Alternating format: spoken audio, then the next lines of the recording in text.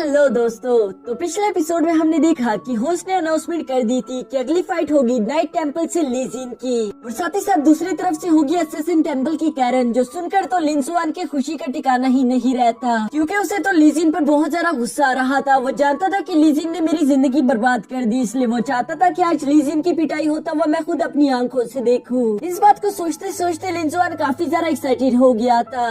अब आगे तो अब नेक्स्ट एपिसोड के शुरू में हम देखते हैं कि यहाँ पर ली जिन और कैरन दोनों ही एक दूसरे के आमने सामने आ गई थी, जबकि बाहर मौजूद लोग यहाँ पर इन दोनों को देखकर आपस में बातें कर रहे थे। उनमें से एक लड़का कहता है कि एक तरफ है असैसिन टेम्पल की टॉप नंबर 1 वॉरियर, जबकि दूसरी तरफ है हेल रोज जो कि हमारी हीरो है। मुझे तो ये फाइट देखने में काफी ज्यादा मजा आएगा। जबकि वही साथ ही बैठा दूसरा लड़का कहता है कि ऐसी बातें मत करो, मैं जानता हूँ कि कैरन इस फाइट को जीत जाएगी, क्योंकि मैंने खुद सुना था कि कैरन ने असैसिन टेम्पल में अकेले ही 11 असैसिन्स को हरा दिया था। वो अंधी होने के बावजूद बहुत ज्यादा स्ट्रॉन्ग है। यहाँ ये सब तो आपस में ख्याली पुलाव पका ही रही थी, जबकि दूसरी तरफ हम कैरन और ली जिन को आमने सामने देखते हैं, जहाँ ली जिन कैरन को अपने सामने देखकर याद करती है कि हाउचिन और कैरन एक दूसरे के कितने ज्यादा करीब हैं, यानी कि वो मेरी होने वाली भाभी है और उसके अलावा वो अंधी भी है, इसलिए मैं उस पर हमला नहीं कर सकती। मैं बिल्कुल भी अपनी भाभी को नुकसान नहीं पहुँचाना चाहती। यहाँ ली जिन अभी इस बारे में सोच रही थी कि तभी उस कॉम्पिटिशन का होस्ट कहता है कि चलो इस कॉम्पिटिशन को शुरू करने के लिए हमें यहाँ ग्राउंड में थोड़े से चेंजेस करने होंगे। जो सुनकर तो ली जिन की भाभी ने फौरन से कह दिया था कि नहीं, इसकी कोई जरूरत नहीं, क्योंकि मैं यहाँ पर ली जिन से फाइट नहीं करने वाली, मैं ऑलरेडी हार मानती हूँ। और ये कहकर वो वहाँ से जाने लगती है, जबकि दूसरी तरफ कैरन और बाकी मौजूद लोगों को ये समझ ही नहीं आता कि कैरन ने इतनी आसानी के साथ हार क्यों मान ली। वो जानती है कि वो कितनी ज्यादा स्ट्रॉन्ग है, अगर वो चाहते तो यहाँ पर ली जिन को बहुत ही आसानी के साथ हरा सकती है। यहाँ कैरन को वहाँ से जाता हुआ देखकर ली जिन उसे पीछे से आवाज लगाते हुए कहती है कि आखिर तुमने इस तरह से हार क्यों मान ली? तुम जानती हो कि अगर तुमने ऐसा किया तो तुम्हारे 2 पॉइंट माइनस कर दिए जाएंगे, जिसकी वजह से तुम टॉप 3 में रैंक नहीं कर पाओगी। मुझे हार मान लेने दो। और ये कहकर वो फौरन से कैरन के पास आ गई थी। वो उससे कहती है कि मैं हार मानना चाहती हूँ, अगर मैं हार मान लूंगी तो तुम्हारे पॉइंट माइनस नहीं होंगे। यहाँ ली जिन की अपने लिए इतनी सारा इज्जत देकर कैरन को काफी ज्यादा अच्छा लगता है, इसलिए वो उससे कहती है कि तुम इसके लिए फिक्र मत करो, वो मैं खुद देख लूंगी। क्योंकि कैरन जानती थी कि यहाँ पर इतना स्ट्रॉन्ग कोई भी नहीं जो कि मुझे हरा सके, तो इसलिए टॉप 3 में रैंक करना मेरे लिए कोई मुश्किल बात नहीं। अब यहाँ पर ये सब हो जाने की वजह से ली जिन उस फाइट को तो जीत जाती है, लेकिन हम सब लोगों की उम्मीदों पर पानी फिर गया, क्योंकि हम लोग कैरन को दोबारा से एक्शन में देखना चाहते थे।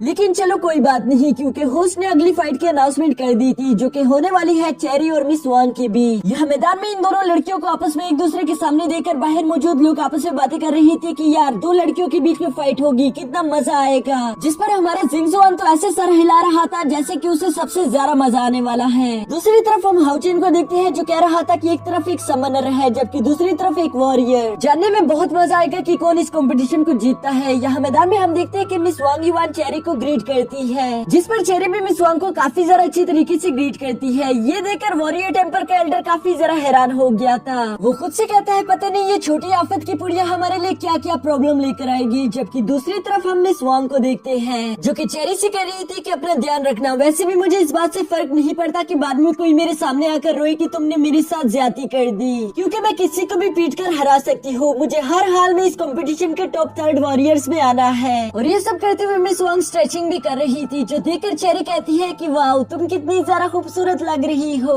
दोस्तों पता नहीं क्यों पर मुझे यहाँ पर ऐसा लग रहा है कि जैसे चेरी को मिस वांग पर क्रश हो गया है। इसके बाद इस कंपटीशन का होस्ट कहता है कि चलो इस फाइट को शुरू करो। जो सुनते साथ ही हम देखते हैं कि मिस वांग ने चेरी की तरफ बहुत ही तेजी से बढ़ना शुरू कर दिया था। वो उसे पंच करने की कोशिश करती है, जिसे पहले पंच को तो चेरी नीचे झुककर डॉज कर लेती है, जबकि दूसरे पंच को उसने अपने अम्ब्रेला से ब्लॉक कर दिया था। यहाँ पीछे हटते हुए चेरी खुद को बहुत ही आसानी के साथ संभाल लेती है, जो देखकर हाउचिन कहता है कि वाओ कहना पड़ेगा कि चेरी का खुद पर बहुत ही अच्छे से कंट्रोल है। दूसरी तरफ खड़ी मिस वांग को ये देखकर बहुत ही ज्यादा गुस्सा आ गया था, इसलिए वो दोबारा से अपने पंचेस को रेडी करते हुए चेरी पर हमला करना शुरू कर देती है, जिसे चेरी सिर्फ डॉज करने पर ही ध्यान दे रही थी। यहाँ बाहर बैठा हाउचिन इस फाइट को बहुत ही ज्यादा अच्छे से देख रहा था। वो नोट करते हुए कहता है कि मिस वांग के पंचेस ही उसका वेपन है, मुझे कुछ भी करके उसके पंचेस से बचना होगा, क्योंकि हाउचिन देख पा रहा था कि उसके हाथों में लगे हुए बॉक्सिंग ग्लव्स कोई नॉर्मल बॉक्सिंग ग्लव्स नहीं है, बल्कि वो उसकी मदद से बहुत सारी एनर्जी को स्टोर करके एक साथ ही प्रेशर के साथ हीट कर रही है। यह इस फाइट के दौरान मिस वांग ने चेरी का अम्ब्रेला बंद कर दिया था, जिसके बाद वो चेरी को बहुत ही ज्यादा जोरों के साथ हिट करने ही वाली थी। तभी चेरी बहुत ही ज्यादा मुश्किल से खुद के अम्ब्रेला को छुड़वाकर हवा में चली गई थी, और वो कहती है कि शुक्र है बड़ी मुश्किल से मेरी जान बच गई। और ये सब कहने के बाद वो अपने अम्ब्रेला पर खड़ी होकर कहती है कि चलो मिस वांग अब मैं भी तुम्हें एक सरप्राइज देना चाहती हूँ। और ये कहते साथ ही वो अपने एक स्पेल परफॉर्म करना शुरू कर देती है, जिसमें वो स्पिरिट ऑफ हेवन और अर्थ को एक डायरेक्शन में भेज देती है, क्योंकि वो एक बीस्ट को समन करने वाली थी, जिसकी वजह से वहाँ पर स्टार फॉर्मेशन एक्टिवेट हो गया था। ये देखकर बाहर बैठे मास्टर भी काफी ज्यादा हैरान दिखाई दे रहे थे। मिस वांग भी ये देखकर काफी ज्यादा एक्साइटेड हो गई थी। वो कहती है कि इसका मतलब तुम एक बीस्ट को समन करने वाली हो, लेकिन अगर मैं उससे पहले ही तुम्हें हरा दूं तो फिर क्या होगा। और ये कहते साथ ही वो बड़ी तेजी के साथ चेरी पर हमला करने के लिए आगे बढ़ना शुरू कर देती है। वो तो अभी यहाँ पर चेरी को हिट करके हराने ही वाली थी, लेकिन तभी चेरी उसे अपनी कॉटन कैंडी अटैक से ब्लॉक करके पीछे हटा देती है, जो देखकर बाहर बैठा एक लड़का कहता है कि उसका ये अटैक तो बहुत ज्यादा पावरफुल है, साथ ही साथ क्यूट भी और हो सकता है कि डिलीशियस भी हो। यह मिस वांग भी चेरी से इम्प्रेस हो गई थी। वो कहती है कि मानना पड़ेगा कि तुम इतनी भी ज्यादा कमजोर नहीं हो, तुम्हारी टेक्निक वाकई में काफी ज्यादा अच्छे है। जिसके बाद चेरी ने दोबारा अपने उसी स्टार फॉर्मेशन को एक्टिवेट करना शुरू कर दिया था, और वो स्टार फॉर्मेशन धीरे धीरे करके खुद को इवॉल्व करना शुरू कर देता है। ये फॉर्मेशन देखते ही देखते धीरे धीरे करके बहुत ही ज्यादा खतरनाक दिखना शुरू हो गई थी, और इसी के साथ हमारा ये एपिसोड यहीं पर खत्म हो जाता है।